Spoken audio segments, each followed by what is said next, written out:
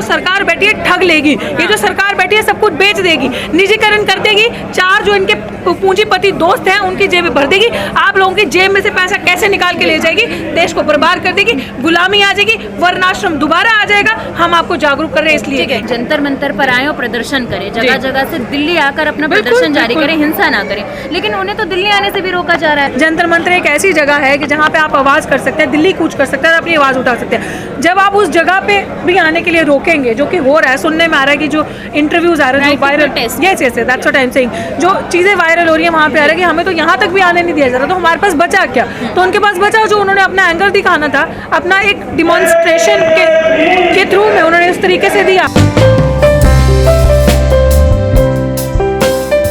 युवा हमेशा रोजगार मांगता नजर आता है, तो रोजगार तो दिया जा रहा है। बेवकूफ इतने हैं ना, मतलब शर्म आनी चाहिए। युवा रोजगार नहीं मांगेगा, मूर्ख हो तो युवा क्या मांगेगा तुमसे? रोजगार लड़ाई मिल रहा है ना, एग्जैक्टली। कौन सा, एक सेकंड, किस तरीके का रोजगार मिल रहा है? रोजगार कौन सा मिल रहा है? बीजेपी को युवाओं को रोजगार मिल रहा है दंगे करने का, जाति धर्म पे बात करने का, मुसलमानों के प्रति नफरत करने का, दलितों पे अत्याचार करने का, क्योंकि अगर आप वो ये करेंगे तो उनकी जेबें भरी जाएंगी, उनको 500-500 रुपया और रात को एक दारू की बोतल दी जाएगी, ये रोजगार मिल रहा है। ठीक है, क्या जो युवा, अगर रोजगार मिल रहा होता तो जिस तरीके से अभी युवा भड़का है और रेलें जल रही हैं और जिस तरीके से देश के अंदर देश की इतनी बदनामी हो रही है बाहर के लेवल पे, देश का इतना बुरा हाल हो रहा है, वो नहीं हो रहा होता। देश के पास ना ही तो रोजगार है ना ही तो पैसा है, बुरा हाल हो रहा है देश का, और जो योजनाएं बन रही हैं वो देश को बेचने की योजना है। आप जैसे लोगों ने भड़का दिया युवाओं को। हाँ, क्योंकि हम जैसे लोग पढ़े लिखे लोग हैं, हम ही तो लोग इन लोगों के दुश्मन हैं। हम लोग पढ़े लिखे लोग हैं, हम लोग जागरूक करते हैं, हम लोग सच्चाई दिखाते हैं, हम लोग बताते हैं कि ये जो सरकार बैठी है ठग लेगी, ये जो सरकार बैठी है सब कुछ बेच देगी, निजीकरण कर देगी, चार जो इनके पूंजीपति दोस्त हैं उनकी जेब भर देगी, आप लोगों की जेब में से पैसा कैसे निकाल के ले जाएगी, देश को बर्बाद कर देगी, गुलामी आ जाएगी, वर्णाश्रम दोबारा आ जाएगा। हम आपको जागरूक कर रहे हैं इसलिए हम इस सरकार के दुश्मन हैं, क्योंकि कुछ लोग देश में बोल रहे हैं वो लोग हम हैं। क्या लगता है इस तरीके की जो योजना है वो देश को किस तरफ, किस मोड़ पर ले जाके खड़ा कर देगी? अरे देश बचेगा ही नहीं। हाँ। आप बात करें मोड़ पे, मैं कह रही हूँ बार बार, देश को बर्बाद करने की योजनाएं हैं, देश को खत्म करने की योजना है, संविधान को खत्म करने की योजना है। संविधान खत्म होगा तो ये ताकतवर होंगे, संविधान खत्म होगा तो मनुस्मृति आएगी। दो ही वाद है इस देश में, एक ब्राह्मणवाद, एक मनुवाद। मनुवाद बढ़ेगा तो जो 3% लोग हैं जिनका सब सारी जगहों पे कब्जा है, सारे संसाधनों पे कब्जा है, उन लोगों का राज बढ़ेगा। अगर आप मांग करेंगे कि हाँ जी हमें जातिगत जनगणना करनी है, बहुजनों का अधिकार कहाँ है, अब दलित का बच्चा या पिछड़े समाज का बच्चा मेरी तरह मुखर होकर अगर आगे आके बोलता है 4 किताबें पढ़कर, तो यही तो बंद करना है ना।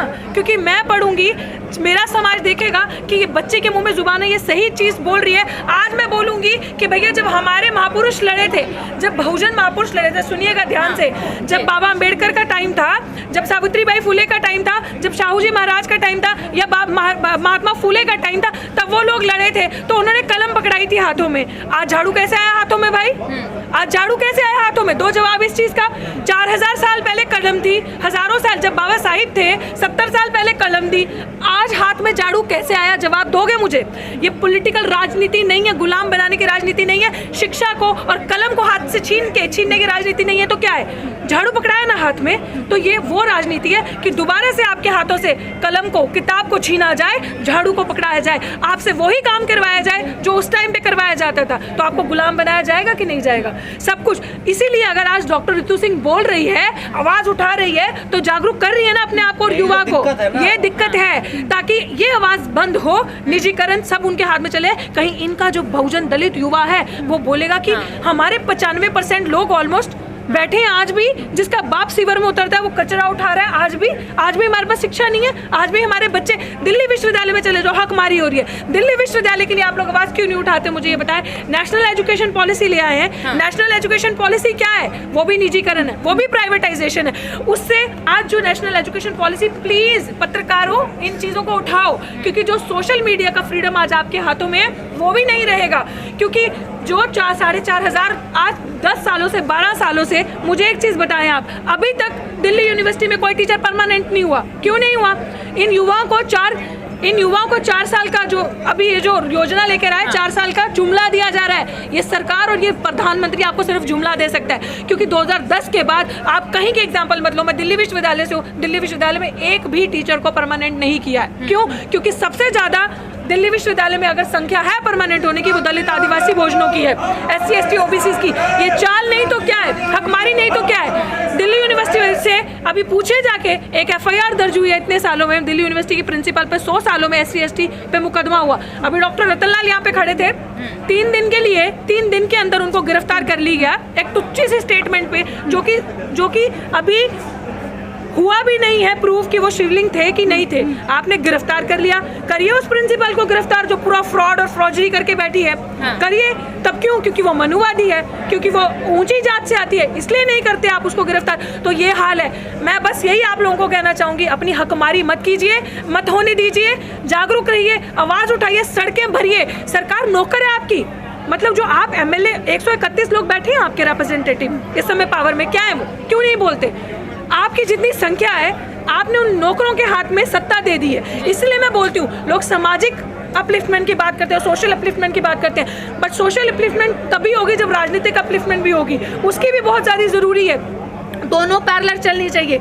एक सेकंड। और वो अपलिफ्टमेंट इसलिए ज़रूरी है क्योंकि अगर आपके हाथ में कलम की ताकत नहीं आएगी ना, आप लोग क्या करते हैं ना, इस वोट की ताकत से उनको कलम की ताकत दे देते हैं। वो ऐसी ऐसी योजनाएं बना के ना आपका गला काटते हैं, क्योंकि इनको ये बहुत अच्छे से पता है कि जो सेना में भी भर्ती लोग होते हैं वो किन के लोग होते हैं, आप ही के, बहुजनों के, SC ST OBC के लोग सबसे ज़्यादा सेनाओं में भर्ती हैं। ये जो संघ के लोग हैं, RSS के लोग हैं, जिनकी सरकार है, मैं नहीं कहती ये BJP की सरकार है, मैं बार बार यही कहती हूँ ये संघ की सरकार है, ये उन लोगों की सरकार है। वो लोग बहुत अच्छी तरीके से बड़ी बड़ी कंपनियां जो चाइना के साथ भी इन्वॉल्व होके, उनके साथ भी इन्वॉल्वमेंट करके इस देश को बेचने का काम कर रहे हैं। इस देश की जवाबदेही उनके हाथ में ना रहे, किस तरीके से ये देश बर्बाद हो, ये उस चीज़ का। अभी आपने एक बात कही कि जंतर मंतर पर आए और प्रदर्शन करें, जगह जगह से दिल्ली आकर अपना प्रदर्शन जारी करें, हिंसा ना करें, लेकिन उन्हें तो दिल्ली आने से भी रोका जा रहा है। मैं वही चीज़ कह रही हूँ कि इसी चीज़ पे बात आती है ना कि सबसे पहली चीज़ क्या है, संविधान ही हमारा खतरे में ना, लोकतंत्र खतरे में है।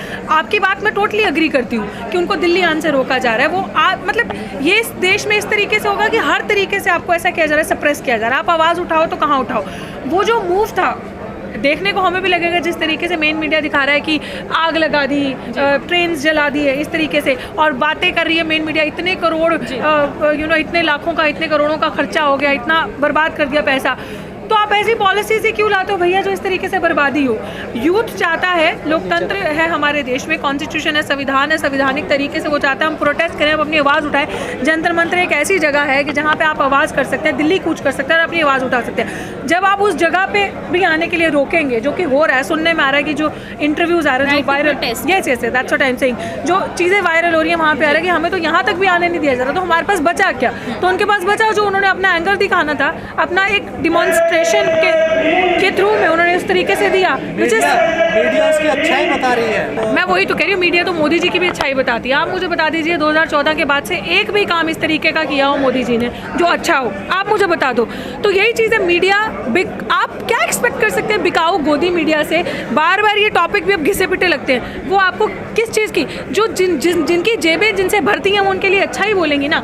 मीडिया बिक चुकी है। मीडिया अभी जो मेरे सामने मीडिया खड़ी है ना, चाहे ये चैनल हो गया वॉइस नेटवर्क, यही है ना आपके चैनल का नाम? रिटायर फौजी है, जो कर्नल है, वो सब टीवी पे आ गए हैं। रिटायर जो फौजी, मैं किसी भी टिप्पणी नहीं करना चाहती इस तरीके से कि उनको आहत हो, पेंशन ले रहे हैं, पर उन जो वो पेंशन ले रहे हैं उनको कोई दिक्कत नहीं है, क्योंकि अपनी जेबें भर चुकी है, अपना काम हो चुका है। कहीं ना किसी तरीके से I can say it on record, बिना किसी डरे उनकी जेबें भर चुकी होंगी बीजेपी से, संघ से, इसलिए वो ये बकवास टीवी पे आके खुलेआम कर रहे हैं। और जिन चैनलों पे वो ये बातें कर रहे हैं, वो चैनल भी किनके हैं ये भी ध्यान में रखने की जरूरत है। अग्निवीरों के लिए जो अभी योजना बनाई है, उसके बाद 4 साल बाद जब वो रिटायर हो जाएंगे, जो उनको कारपोरेट हाउस में जो है अच्छी नौकरियां मिलने का दावा किया जा रहा है। अच्छा, आपको तो ये भी दावा किया जा रहा था 2 करोड़ रोजगार मिलेंगे, आपको मिले 2 करोड़ रोजगार? आपको तो बड़े बड़े दावे किए जा रहे थे कि मोदी जी की तरफ से make in India, new India, digital India. क्या हो रहा है? आपके पास नौकरी है? सीधी सी बात है, सरकारी समझिए इस चीज़ को, ये जो वादे किए जा रहे हैं, ये वादे इसलिए किए जा रहे हैं ताकि आपकी सरकार से कोई जवाबदेही ना रहे। 4 साल के बाद आपको क्या गारंटी है कि आपके पास आपका संविधान भी बचेगा? ये नहीं। 2024 में आपके पास ये जो आप सोशल मीडिया है ना, सोशल मीडिया भी दिया हुआ यूट्यूब जो आपको देन इस देश की नहीं है, ये भी दी हुई देन आपको विदेश की है, तो क्या गारंटी है आपके पास कि सोशल मीडिया भी रहे बात करने के लिए या नहीं रहे? आप 4 साल की बात कर लें, वो तो बड़े अच्छे अच्छे जुमले करते हैं कि 4 साल 5 साल बैठ के आपका शोषण करते हैं, आपको ठगते हैं, 4 साल और की आपको कहानी सुना देते हैं। तो युवा ना बेवकूफ़ नहीं है। ये अभी जो ट्रेलर आप देखते हो ना मूवी के, ये जो अभी हुआ है ना, जो ट्रेनें जलाई गई हैं, ये बहुत ही आहत दी है इस चीज़ों ने हमें, क्योंकि ये युवाओं के अंदर भरा हुआ रोष है और ये ट्रेलर है। इसके आगे अगर इस तरीके से ये सरकार करती रही तो पता नहीं क्या होगा। 80% वो युवा है जिन्होंने बीजेपी को वोट दिया था। मैं वही चीज़ कह रही हूँ कि जो आप ठीक है, आप ये कह सकते हैं 80% युवा है जिन्होंने बीजेपी को वोट दिया था, लेकिन बीजेपी को खाली वोट युवा नहीं देते, बीजेपी को वोट वो मशीनें भी देती हैं जो सड़कों पर है। जी जी जी, मैं मानती हूँ, लेकिन अच्छी बात यह है कि एटलीस्ट उन्होंने रियलाइज़ तो किया कि हमने क्या गलती करी है। अभी भी मैं कह रही हूँ वोट हमारा दिक्कत नहीं है। अभी सबसे बड़ी दिक्कत एक और है,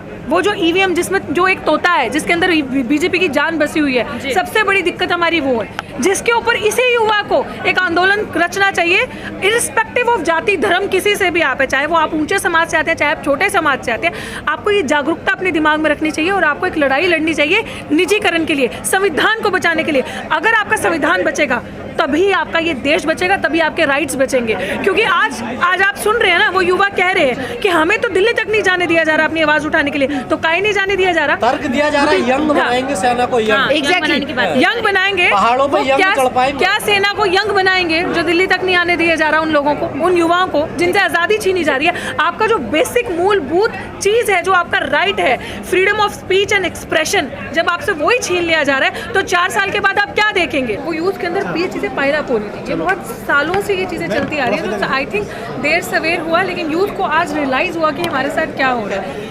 दैट्स अनफॉर्चुनेट कि प्रदर्शन ने बहुत वायलेंट मूव ले लिया कि ठीक है आपने चीज़ें जला दी, ट्रेन जला दिया। It could have been a peaceful protest, जो कि हम हमेशा मांग करते हैं कि किसी भी चीज़ का कोई भी सॉल्यूशन ये है कि आप पीसफुल प्रोटेस्ट से अपनी मांग कीजिए, आप आएँ, आप दिल्ली में गूंज करें, आप आएँ, आप जंतर मंतर पे बैठें, आप अपनी आवाज़ उठाएं। बट ठीक है, जब आपको अब ये चीज़ हो रही है ना कि बहुत सालों से चीज़ें चलती आ रही हैं, आप कब तक बर्दाश्त करोगे? पानी आपके सर के ऊपर चढ़ रहा है, जब आपको नज़र आ रहा है कि now you are feeling suffocated, this government is not listening you, अब आपका सब कुछ छीनती जा रही है। एक तो आपको सेना में भर्ती करना और 4 साल के लिए करना और कॉन्ट्रैक्चुअल सिस्टम लेकर आना, तो ये आज आपको दिखाए, यूथ को दिखा ये आज इस तरीके से कि आज कॉन्ट्रैक्चुअल सिस्टम कर दिया, आज हमारे पाँव के नीचे से ज़मीन खिंच रही है। 4 साल के बाद हमारा क्या? उनको खतरा नज़र में आ गया कि यार इतने युवा हैं, आप हर साल बात करते हैं, जब चुनाव आता है तब आप जुमला देते हैं 2 करोड़ रोजगार, 2 करोड़ मल्टीप्लाई होते हुए कहाँ पहुँच गए? तो अब आप कॉन्ट्रैक्चुअल सिस्टम ला रहे हैं। अल्टीमेटली यही है कि सरकार हर चीज़ से अपनी जिम्मेदारी से हाथ उठा रही है। सरकार का किसी भी चीज़ में कोई आपकी जवाबदेही ना हो, युवा क्या कर रहा है, कहाँ जा रहा है, देश की जीडीपी कहाँ जा रही है, इकनॉमी कहाँ जा रही है। बात करते हैं आप ट्रिलियन में इकनॉमी जा रहा है, हमारा इतना बढ़ रहा है, बट अल्टीमेटली हमारे पास कुछ नहीं है। इट्स ऑल्सो अनफॉर्चुनेट कि हमारे देश के प्रधानमंत्री को जिम्मेदारी लेनी चाहिए और बोलना चाहिए कि ये मेरी विफलता है, मेरे पास आप लोगों को देने के लिए कुछ नहीं है, मैंने प्राइवेट प्लेयर्स को एंटर करवा के, मैंने पूंजीपतियों के हाथ में सब कुछ दे दिया, युवाओं का भविष्य खतरे में है और मेरे पास कुछ नहीं है। जिस तरीके से चीन आप देख रहे हैं अंदर घुस रहा है, अपनी दीवारें बना रहा है, बॉर्डर बना रहा है, अपने घर बना रहा है, साफ जाहिर होता है कि ये छोटा गेम नहीं है, ये बहुत अच्छे लेवल पे गेम हो रहा है।